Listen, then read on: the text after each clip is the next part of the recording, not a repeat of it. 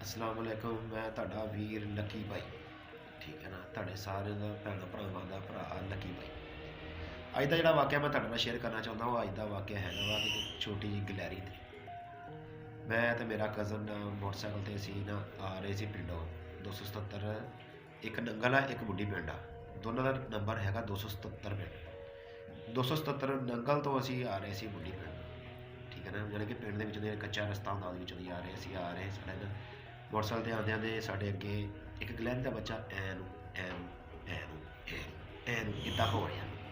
ਬੜਾ ਹੀ ਖੂਬਸੂਰਤ ਲੱਗਾ, ਬੜਾ ਹੀ ਪਿਆਰਾ ਲੱਗਾ, ਠੀਕ ਹੈ ਨਾ। ਅਤੇ ਸਾਡੀ ਦੋਨਾਂ ਦੀ ਤਵੱਜਾ ਉੱਤੇ ਆ ਗਈ, ਜਾਣੀ ਕਿ ਇੱਕ ਤਵੱਜਾ ਆਉਣੀ ਹੁੰਦੀ ਹੈ, ਤਵੱਜਾ ਸਾਡੀ ਦੋਨਾਂ ਦੀ ਉਹਦੇ 'ਤੇ ਆ ਗਈ। ਜਦੋਂ ਤਵੱਜਾ ਆਈ ਆ, ਕਦੀ ਉਹ ਇੱਧਰ ਦਰਖਤ ਚੜ੍ਹ ਰਿਹਾ, ਕਦੀ ਐਨ ਦੌੜ ਰਿਹਾ, ਕਦੀ ਉਹ ਮੇਰੇ ਕਜ਼ਨ ਨੇ ਮੇਰੇ ਪਿੱਛੇ ਬੈਠਾ ਮੈਂ ਮੋਟਰਸਾਈਕਲ ਚਲਾ ਰਿਹਾ ਸੀ। ਮੈਨੂੰ ਕਹਿੰਦਾ ਕਿ ਨਾ ਇਹਨੂੰ ਥੋੜ੍ਹਾ ਜਿਹਾ ਨਾ ਆਸਤਾ ਕਰ ਲਾ ਮੋਟਰਸਾਈਕਲ ਤੇ ਨੁਕਸਾਨ ਨਾ ਹੋ ਜਾਣਾ ਕੋਈ, ਕਿ ਉਹ ਡਰਦਾ ਕਦੇ ਇੱਧਰੋਂ ਉੱਧਰੋਂ ਜ਼ਿਆਦਾ। ਅਤੇ ਕੁਦਰਤ ਖੁਦਾ ਦੀ ਕਰਨਾ ਕਿ ਅਸੀਂ ਫੁੱਲ ਸਲੋ ਕੀਤਾ, ਫਿਰ ਵੀ ਉਹ ਦਰਖਤ ਸਾਡੇ ਬਰਾਬਰ ਆ ਗਿਆ, ਅਸੀਂ ਉਹਨੂੰ ਕ੍ਰਾਸ ਕਰਨ ਲੱਗੇ।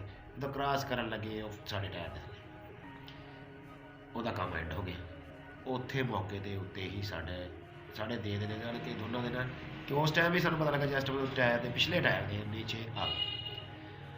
ਅੱਜ ਤੱਕ ਵੀ ਜਦੋਂ ਮੇਰਾ ਕਜ਼ਨ ਮੈਂ ਦੋਨੇ ਜਣੇ ਅਸੀਂ ਇਕੱਠੇ ਜਾਂਦੇ ਹੋਈਏ ਨਾ ਕਿਤੇ, ਸਾਨੂੰ ਕਿਤੇ ਵੀ ਗਲੈਰੀ ਨਜ਼ਰ ਆ ਜਾਏ ਤਾਂ ਅਸੀਂ ਦੋਨੇ ਜਣੇ ਇੱਕ ਦੂਸਰੇ ਨੂੰ ਪਤਾ ਕੀ ਦਿੰਦੇ ਹਾਂ ਬਈ ਆਇਆ ਯਾਦ ਉਹ ਵਾਕਿਆ।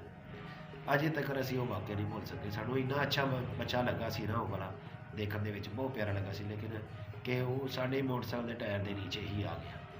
ਬਾਕੀ ਦੁਆਵਾਂ ਯਾਦ ਰੱਖਿਓ। ਬੜੀ ਮਿਹਰਬਾਨੀ, ਅੱਲਾ ਹਾਫਿਜ਼।